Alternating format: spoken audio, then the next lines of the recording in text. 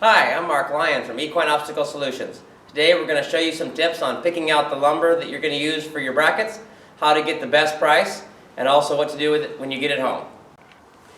Today we're going to show you some of the lumber you can get.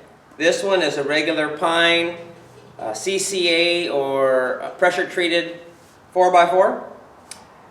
When they pressure treat it, it absorbs some liquid that inhibits the bugs from eating it and also from rotting. This helps it last longer, particularly in outdoor applications where it's going to be in contact with the ground. Now when they do that, that moisture makes the wood swell up a little bit. So when you first get them, they'll be a little bit tight to fit your 4x4 or your bracket onto it. So we'll show you that now. Now these brackets are custom designed and engineered to fit a 4x4. Now when you first get the green ones, they'll be swelled up a little bit. So they will fit on there, but you can see it's a little bit snug. You can see there's not much room around the outside.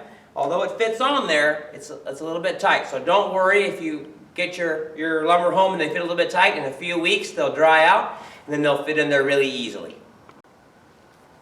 Okay, now we've taken, this is a piece of same kind of lumber as this. And this is one that we've had for quite a while. You can see it was off of one of the ones that we had painted and it got broken in the middle, so we just used it for some of our obstacles. And you can see that when you slide this in there, it slides in there very easy. In fact, there's just a little bit of wiggle room. Don't worry, your lumber, when you get it from the hardware store, if it's still wet, it will shrink down a little bit and then you'll be able to fit it in there really easily. Okay, now on this one you can see that it's pretty snug on the sides and also in the corners. The 4x4 is square on the corners and you'll see there's a little bit of a radius in there. This normally is no problem. Sometimes if you want it to slide on there and there's a knot right on the corner, it'll be kind of, it won't wear or shrink very much, so it can kind of get hung up on that. So we'll show you how to get those kind of rounded off a little bit. Okay. You can see right here that lumber is square and there's a little bit of a radius on our bracket. So what we're going to do is we're just going to take a regular rasp and we're just going to rasp this off here.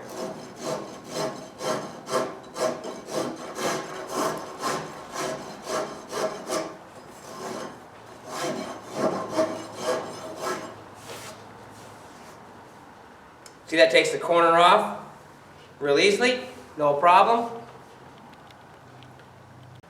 So you can see it makes a nice little corner here. Now if you don't have a rasp, or if you happen to have a power tool, this here is an angle grinder. It has a little sandpaper wheel. The rougher the better. I think this is a 60 or 80 grit wheel. And this will make short work of rounding that corner off. Now we're going to show you how to do that on the next corner here. I'm just going to rotate it so we can do this corner. And all you have to do is just run it across there very quickly. It doesn't take any time at all. Make sure you wear appropriate safety gear when you're doing this.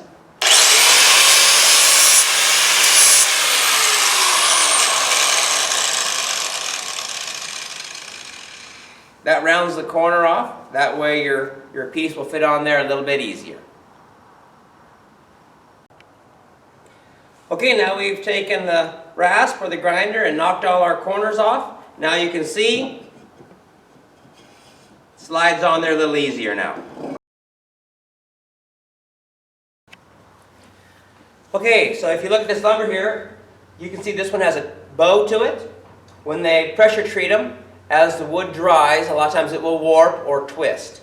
And most construction guys do not like warp or twisted lumber when they're building something. They like it square and straight. So a lot of guys will not pick this lumber. They'll push off to the side and they'll have rejected lumber. If you go to Lowe's, Home Depot, places like that, they'll give you a significant discount. We got this for 70% off. So go in and ask the lumberyard what they discount their twisted or bowed pieces for. Most of the time it's at least 50, sometimes 70, 75% off of your lumber. And then also too, sometimes there'll be a spot where the bark was at. It isn't a true 4x4, it's 4x4, but then it's got like a corner of it kind of shaved off. Those are perfectly fine, particularly for some of the smaller pieces that we're going to cut these up into anyway. So The cheaper you can get your 4x4s, you'll always be able to use them. Okay, so this is CCA green treated lumber. This one, we've painted it already, but this one was a cedar 4x4. Now the cedar is about a third lighter. So if weight is a factor, the cedar is much lighter. It also is about 2/3 more expensive. So if you're on a budget, cedar is probably not the way to go, but if you've got a little extra money to spend and you don't mind buying something that's a little lighter, man, these are the ticket. Another thing you can see is we paint these. If they're treated, you let them dry out for a while so they get back to their normal size, and you paint them. It kind of helps protect them. And it also allows you to, when you're going with the obstacles, allows you to kind of aim your horse towards a certain color so you have a landmark that you can go off of.